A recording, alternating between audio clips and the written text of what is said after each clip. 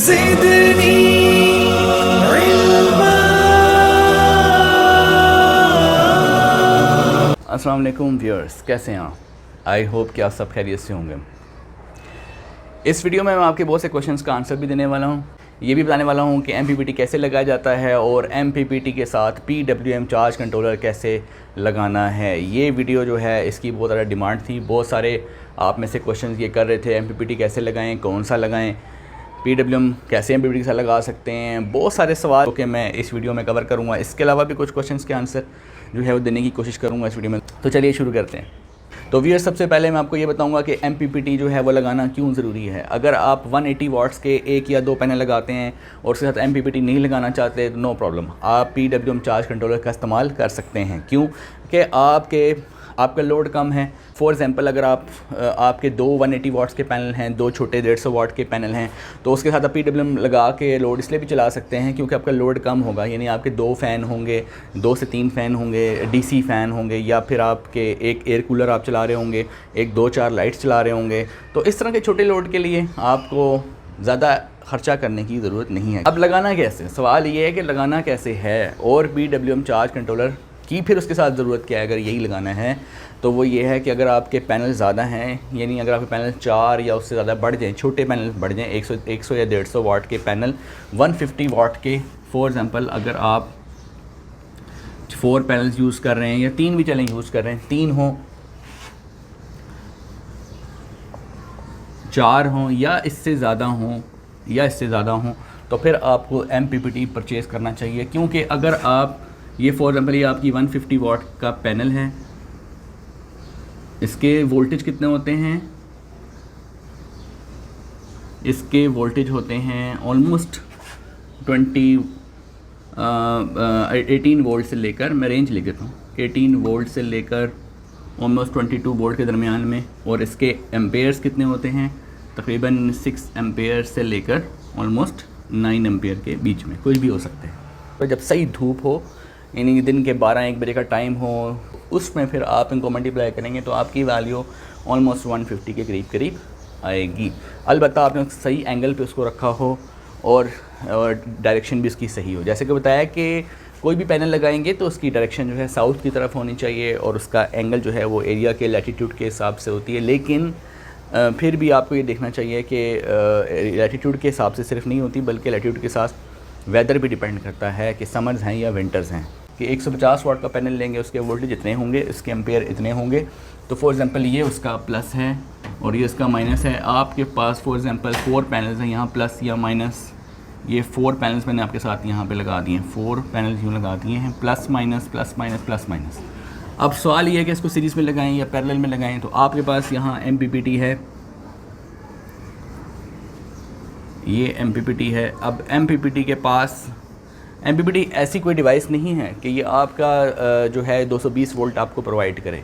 कि for example आप ये समझ रहे हैं कि मैं एक तरफ पैनल लगा दूंगा, दूसरी तरफ मुझे 220 वोल्ट मिल जाएंगे। तो MPPT ऐसी कोई डिवाइस नहीं है।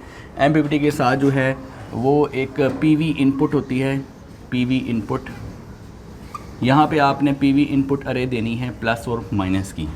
लेकिन उससे देने से पहले सबसे पहले MPPT के साथ आपने बैटरी लगानी होती है, क्योंकि अगर आपने पहले ये पैनल्स MPPT के साथ लगा दिए तो ये MPPT ख़राब हो जाएगा। तो इसकी बैटरी की जो इनपुट है वहाँ प्लस और माइनस होंगे। तो आपने सबसे पहले यहाँ पर बैटरी लगा देनी है। ये बैटरी का प्लस है, ये बैटरी का माइनस है। तो पहले आपने ऐसे माइनस कनेक्ट कर देना है और उसके बाद आपने ऐसे प्लस कनेक्ट कर देना है। पहले बैटरी कनेक्ट हो जाएगी, यहाँ डिस्प्ले आ जाएगा।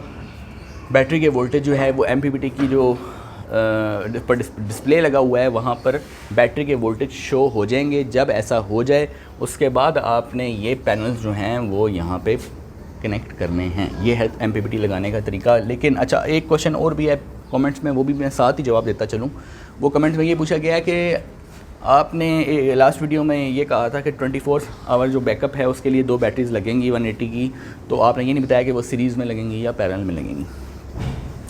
देखें, अगर मैं बात कर रहा हूँ 2 बैटरीज़ की, और इसका मतलब है मैं बात करूँ 24 वोल्ट्स की, और साथ में ये भी बताता हूँ कि 24 वोल्ट्स को आप नॉर्मल MPPT के साथ भी चला सकते हैं जो 24 वोल्ट पे चलता हो, या फिर आप 2 किलोवाट का इन्वर्टर भी यूज़ कर सकते हैं। अगर आप देखें ये MPPT जो है 12 वोल्ट मोड पर भी यूज़ हो सकता है, 24 वोल्ट पे भी यूज़ हो सकता है, दोनों भी यूज़ हो सकता है, ठीक है। और भी इसके मोड्स हैं, 36 वोल्ट भी है, 48 भी है, उसके ऊपर भी मैं नहीं जा रहा हूँ। तो अगर आपके पास सिंगल बैटरी लगी है तो आपने, अगर MPPT के ऊपर एक बटन लगा हुआ है और उस बटन के एक तरफ लिखा है 12 वोल्ट, एक तरफ लिखा है 24 वोल्ट, बास MPPT ऐसे आ रहे हैं। अगर आप एक बैटरी पे काम कर रहे हैं तो आप इसको 12 की तरफ रखेंगे, बटन को 12 की तरफ रखेंगे। और अगर आप 2 बैटरीज़ पे काम कर रहे हैं तो 2 बैटरीज़ को अपने सीरीज़ में लगाना है, वो भी मैं बता दूँगा कैसे लगाना है। सीरीज़ में कैसे लगाएंगे, फ़र्ज़ करें 2 हैं, यहाँ प्लस है, यहाँ माइनस है, ये प्लस माइनस आपने ऐसे जोड़ देना है, ये प्लस है, ये माइनस है, तो ये वाली माइनस आपने यहाँ कनेक्ट कर देनी है। अब देखें ये सीरीज़ में हो गई है, प्लस माइनस जोड़ दिया, तो अब यहाँ पे कितने वोल्ट्स मिलेंगे, 24 वोल्ट्स। और आपने अब ये बटन 12 पे नहीं रखना, बल्कि अब आपने बटन 24 पे रखना है, 12 के बजाय 24 पे रखना है। अच्छा, अब बाद लोग क्या करते हैं कि MPPT अपना ख़राब कर लेते हैं, लाते साथ ही एक महंगी चीज़ ख़राब कर लेते हैं, सिर्फ ये कि उसका तरीका इस्तेमाल नहीं पता होता। यानी कि घर में लाए इसको 12 पे रखा हुआ है, इसको देखा ही नहीं कि ये 12 पे है 24 पे, ये 12 पे ही है, और ला के 2 बैटरीज कनेक्ट करती हैं, ये ख़राब हो जाएगा, ठीक है। इस तरह भी कई MPPT ख़राब होते देखें कि यानी ये 12 पे सेट हुआ हुआ था और 24 वोल्ट लगा दिए, ठीक है, ये भी गलत तरीका है। तो पहले देखें, सबसे पहले अगर ये बटन वहाँ लगा हुआ है तो फिर ये 24 वोल्ट पे पहले सेट करना है। अगर दो बैटरीज़ लगानी है तो 24 वोल्ट पे सेट कर दिया, फिर बैटरीज़ लगाई, फिर यहाँ डिस्प्ले आ गया, जब डिस्प्ले आ गया अब लगाने हैं ये पैनल, ठीक है जी, ये तरीका है। अगर सिंगल बैटरी सिस्टम है, पहले 12 पे सेट कर दिया, फिर बैटरी लगा दी, उसके बाद ये कनेक्ट कर दिया, फिर आपका MPPT ख़राब नहीं होगा। अच्छा, कभी ब्रेकर्स को बंद करना पड़ जाए, पहले कभी ऑफ़ करना पड़ जाए तो आप क्या करोगे, पहले जो है वो पैनल ऑफ़ करने हैं, पहले इसका ब्रेकर ऑफ़ करना है, बाद में बैटरी का, ठीक है। एक तो ये मैं आपको बता दूँ। अच्छा, अब ये तो हो गया वो MPPT जिसके ऊपर ये बटन लगा हो, लेकिन कुछ ऐसे MPPT हैं जिनके साथ ये बटन नहीं लगा होता, वो ऑटो डिटेक्ट करते हैं कि वो 12 वोल्ट पे चलेगा या 24 वोल्ट पे। अगर आप एक बैटरी लगाएंगे तो वो 12 वोल्ट पे चलने लग जाएगा, 2 बैटरी लगाएंगे वो 24 वोल्ट पे चलने लग जाएगा, यानी उसे कहते हैं ऑटो डिटेक्ट। तो उसके अंदर ऑटो डिटेक्ट वाला फंक्शन मौजूद होता है बहुत से MPPTs। अच्छा, अब सवाल ये है कि PWM चार्ज कंट्रोलर्स के साथ कैसे जोड़ें, PWM चार्ज कंट्रोलर और क्यों जोड़ें। PWM चार्ज कंट्रोलर आपने तब लगाना है जब आपके पास DC लोड हो। अगर आपके पास यहाँ फॉर एग्जांपल DC कूलर है, तो DC कूलर कितने वोल्ट पे चलता है, 12 वोल्ट पे चलता है। तो आपने क्या करना है, एक तरीका तो ये है लोगों का कि यहाँ से प्लस माइनस उठा के इधर 12 वोल्ट के कूलर पे लगा दें, यानी यहाँ से आपने ये प्लस उतार यहाँ कनेक्ट कर दिया, यहाँ प्लस माइनस 12 वोल्ट चाहिए इसको, बैटरी से डायरेक्ट लोड चला दिया। आमतौर पे जो लोग कर रहे होते हैं उससे ये होता है कि बैटरी अनसेफ हो जाती है। जो 12 वोल्ट का लोड होता है वो बैटरी जल्दी ख़राब करने की कोशिश करता है, क्योंकि वो चलता रहता है अनलेस के बैटरी की वोल्टेज 8 वोल्ट पे आ जाता है। बैटरी 8 वोल्ट पे आ जाती है तब भी ये चलता रहता है, स्पीड स्लो हो जाती है। अब उससे बैटरी क्या होती है, बार बार डिस्चार्ज होती जा रही है, और वो भी 12 वोल्ट से नीचे, 11 से नीचे, 10 से नीचे 8 तक आ जाती है। इसका मतलब ये हुआ एक दिन ये जब 8 पे आएगी तो फिर वापस 12 पे नहीं है, ये नहीं डीप डिस्चार्ज में चली जाएगी। तो इस कंडीशन से बचने के लिए इसका जो सेफ़ वे है वो यही है कि इसके दरमियान में PWM चार्ज कंट्रोलर का इस्तेमाल करें। ये है PWM चार्ज कंट्रोलर। इसके पहला जो प्लस माइनस है वो सोलर का होता है, ये आपने खाली छोड़ देना है, क्योंकि सोलर को ऑलरेडी आप कनेक्ट करेंगे यहाँ, ठीक है जी। अब कैसे कनेक्ट करें, सीरीज़ में लगाएं या पैरेलल में लगाएं। जब भी आप एक MPPT परचेज़ करते हैं तो वो आपको एक इंस्ट्रक्शन देते हैं, बताते हैं आपको कि इन पैनल्स को की वोल्टेज जो है वो मैक्सिमम कितनी होनी चाहिए और इसके एम्पेयर्स मैक्सिमम कितने होने चाहिए। यानी कि जब आप MPPT परचेज़ करते हैं तो इसके कुछ एम्पेयर्स होते हैं, फॉर एग्जांपल 60 एम्पेयर का भी हो सकता है, 80 एम्पेयर का भी हो सकता है, ठीक है। इसी तरह वोल्टेज में उसकी कुछ MPPT रेंज होती है, MPPT वोल्टेज रेंज होती है उसकी। वो रेंज अगर उन्होंने दी हुई है 100 वोल्ट फॉर एग्जांपल, तो आपने अगर इनको सीरीज़ में लगाया तो 100 से ज़्यादा आगे नहीं जाना, बल्कि मैं तो आपको ये कहूँगा कि अगर 100 वोल्ट दी हुई है तो आप तो 50 वोल्ट समझें। पाकिस्तान में रहते हुए अगर कोई स्टिकर पे 100 लिख रहा है तो आप 50 पे बिलीव करें, अगर 50 लिख रहा है तो समझे फिर 25 या 30 पे रखें, क्योंकि आप सेफ़ एंड पे रहेंगे तब भी आप महफूज रहेंगे। और अगर आप उस स्टिकर पे बिलीव करते हुए एक स्टेप आगे निकलेंगे या बिल्कुल उसके ऊपर बिलीव करेंगे तब भी आप नुकसान कर बैठेंगे। एनीवेज़, अगर एक पैनल आपको 22 वोल्ट दे रहा है तो मैं आपको ये कहूँगा इस कंडीशन में चारों पैनल को आप कैसे जोड़ेंगे। अगर 100 वोल्ट का है तो आप ऐसे करेंगे, इसको इसका प्लस, ठीक है, इसके माइनस के साथ जोड़ देंगे। तो जब प्लस माइनस करेंगे तो दोनों आपस में किस में हो गए, सीरीज़ में।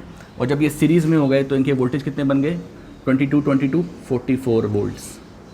ठीक है, बिल्कुल इसी तरह ये प्लस और ये माइनस आपस में ऐसे जोड़ दें।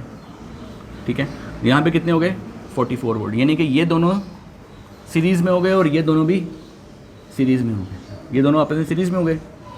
ठीक है, अब इसका प्लस और इसका प्लस कर दें और इसका माइनस इसके माइनस के साथ कर दें।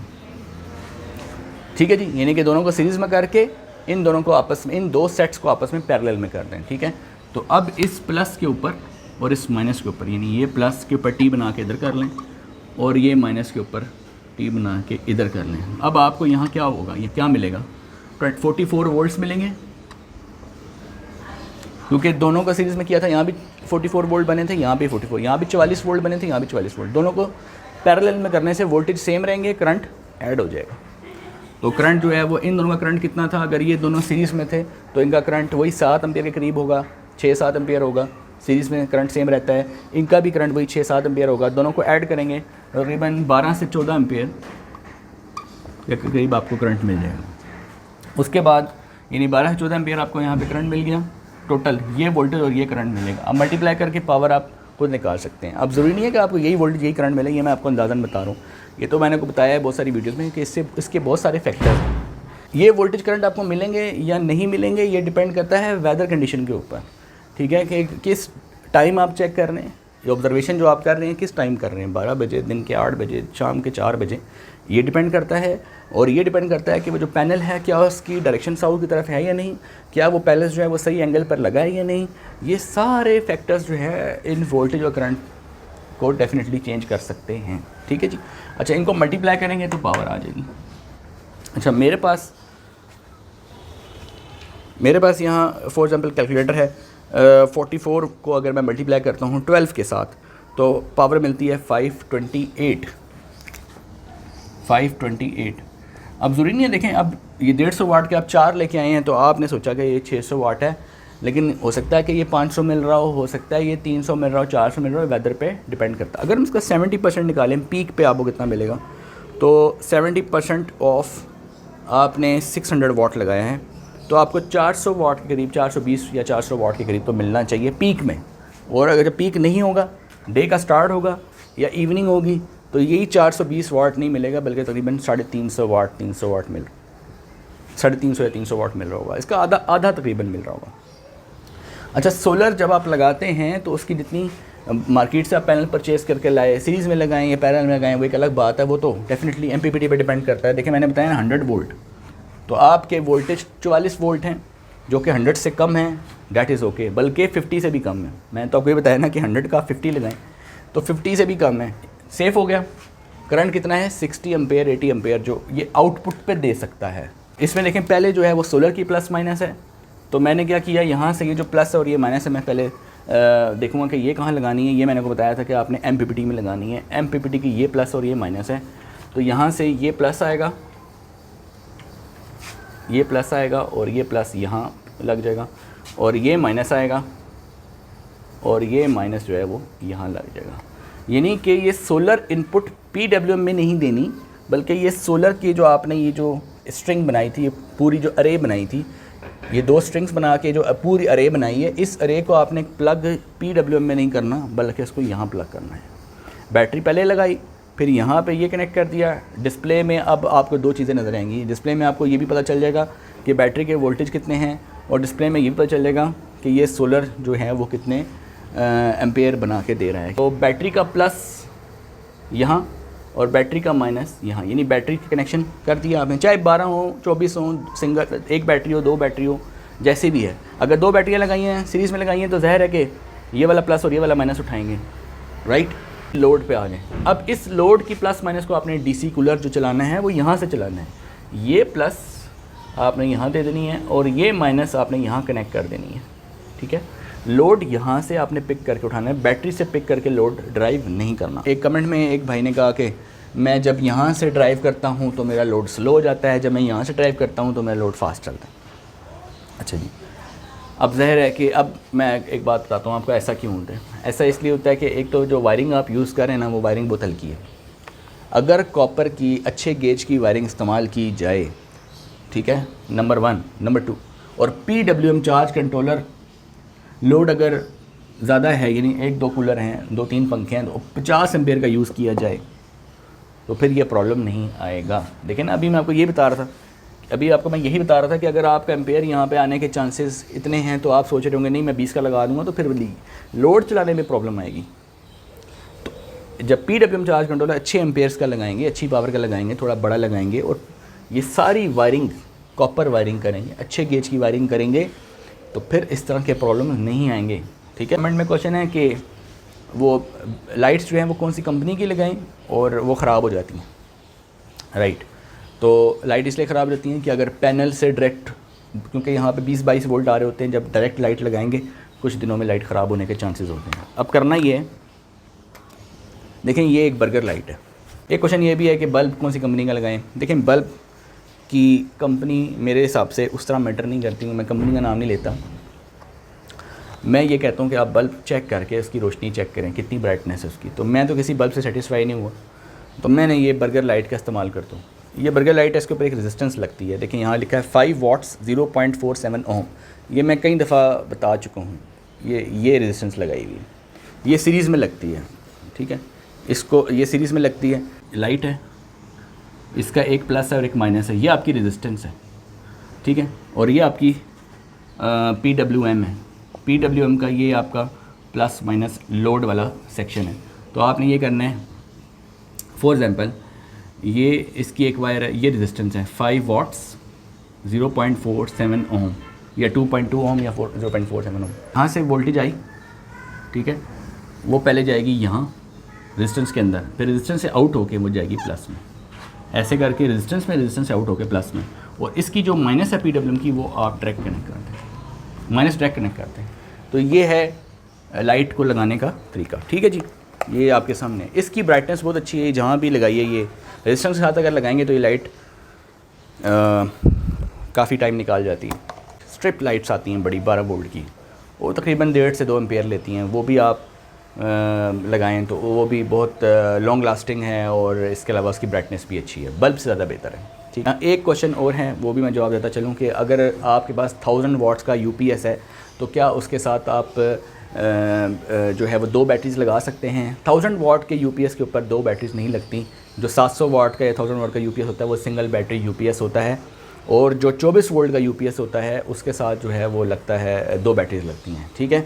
तो 2 बैटरीज वाला सिस्टम जो है वो ज़्यादा वाट्स का होता है और सिंगल बैटरी जो सिस्टम होता है वो कम वाट्स का होता है। सिंगल बैटरी सिस्टम पे आप हैवी लोड थोड़ा नहीं डाल सकते, जो डबल बैटरी सिस्टम होता है उस पर आप वॉशिंग मशीन चला सकते हैं, फ्रिज चला सकते हैं, राइट। वो थोड़ा सा हैवी लोड जो है वो बर्दाश्त कर सकता है। एक क्वेश्चन है कि क्या हम 12 वोल्ट का जो हमारे घर में UPS है 1000 वाट का, उसके साथ क्या हम टॉल ट्यूबुलर बैटरी लगा सकते हैं। तो ये तो डिपेंड करता है, टॉल ट्यूबुलर ठीक है आप बिल्कुल लगा सकते हैं MPPT लगा के। MPPT जो सिस्टम अभी आपको सिखाया है इसमें इसको लगा के आप इसको चला सकते हैं। अब सवाल है कैसे लगाएं, ठीक है जी।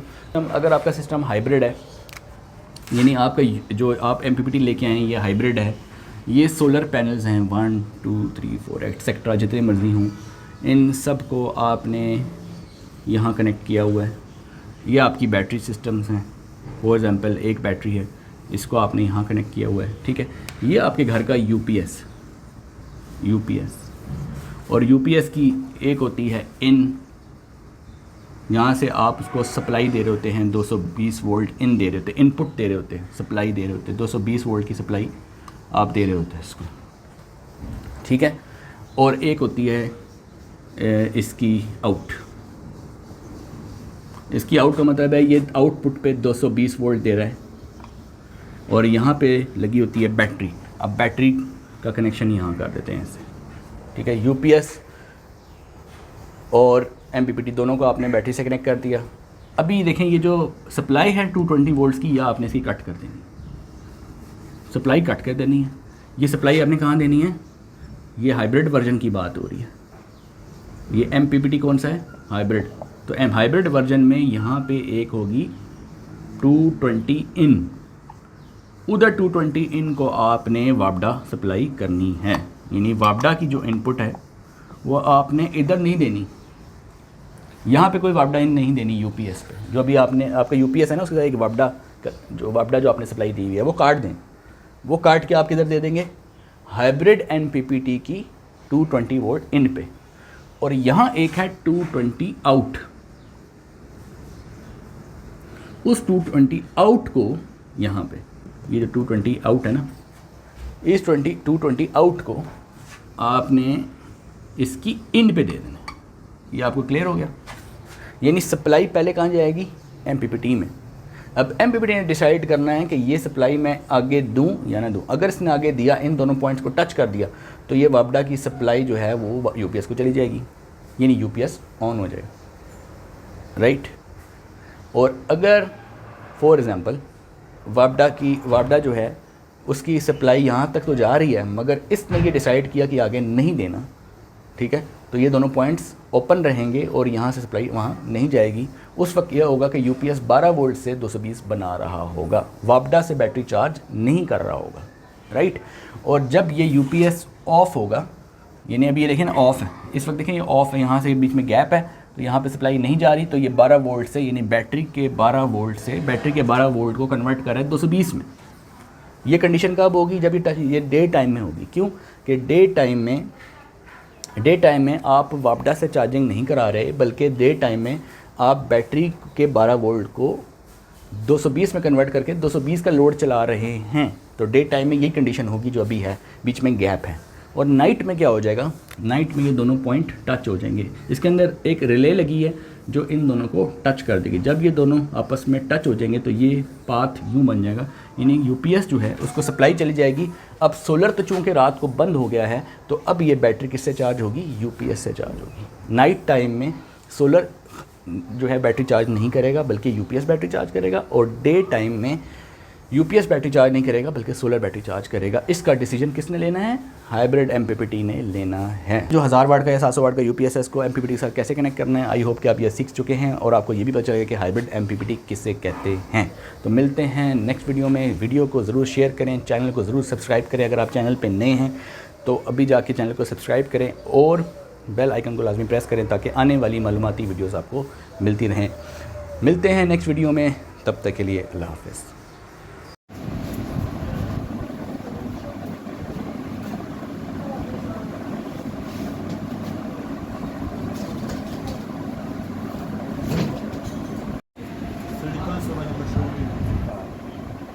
Faccio fantasma, ma tra fine del sole, per dove sta? Non so, per la scala.